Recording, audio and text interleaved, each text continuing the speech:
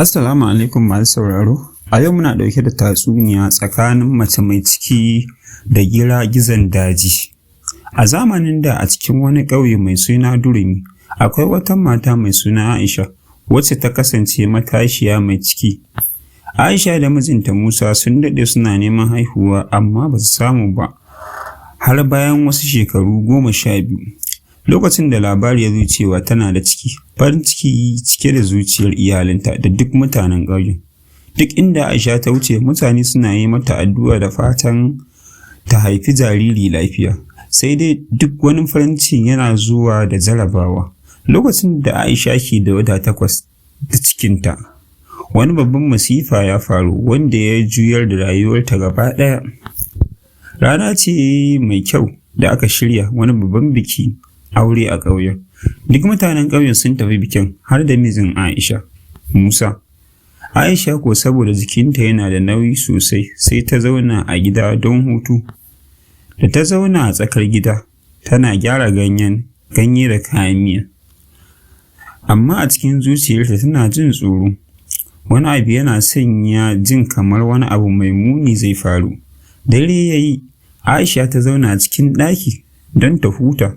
Amma sai ta ji ƙarar murya mai tsananin muni daga waje. Waye a nan cikin gidan? Fito! Aisha ta shiga firgici. Ta ɗaga labule don ta ga wane ne, sai ta ga wani babban mutum mai kama da gira-gizan daji. Tsawon ya kai fiye da mutum 2, kuma yana da idanu masu haske kamar fitila. Hannunsa riƙe da wata babbar sanda.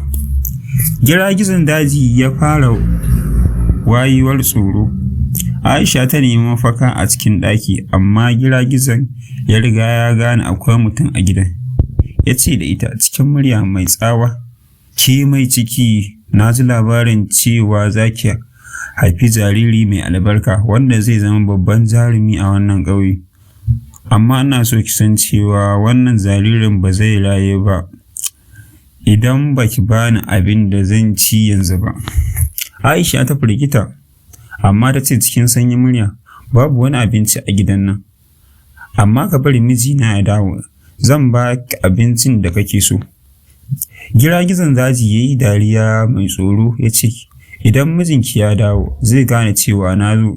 Ki kawo mani wani abu yanzu ko na lalata ki da cikinki." Aisha duk da tsoronta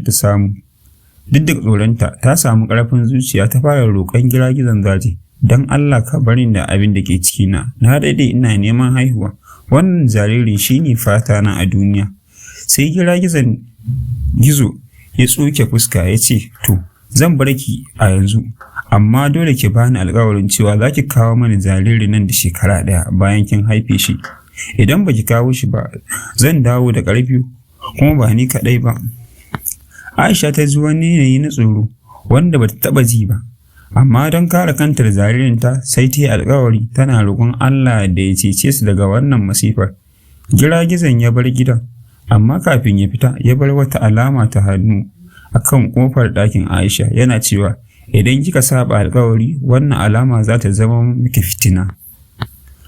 Bayan wata guda, Aisha ta haifi namiji mai kyawun gaske. Mutanen ƙauye sun yi farin ciki sosai. An saka wa yaron suna Nasir, ma'ana mai tsira.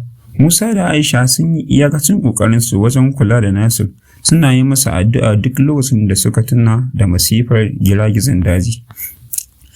Da zarar shekara 1 ta cika, ranar da gira-gizan ya yi alƙawarin ya dawo, Aisha ta cika cikin damuwa, ta sanar da mijinta Musa game da abin da ya faru da gira-gizan.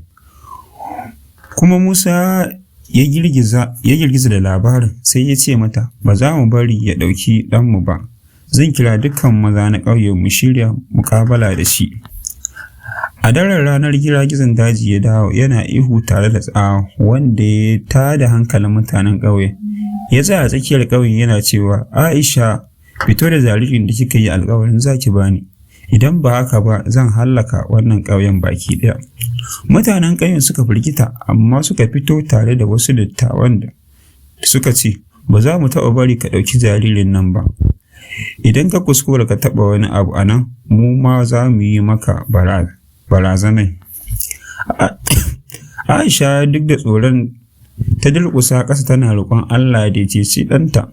Sai ga wani haske mai tsanani ya bayyana daga inda jaririn take kwance. Giragizan yi ƙoƙarin ƙarasawa amma hasken ya buge shi har ya faɗi ƙasa. Yayi ihu tare da faɗin, an karya min duk wata kariya da nake da ita. Wannan jaririn ya fi ƙarfin duk wani muguntata.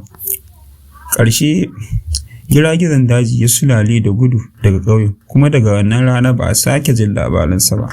Nasir ya girma ya zama jarumi mai taimako ga al'umma, yana bayar da kariya ga duk wanda yake cikin haɗari.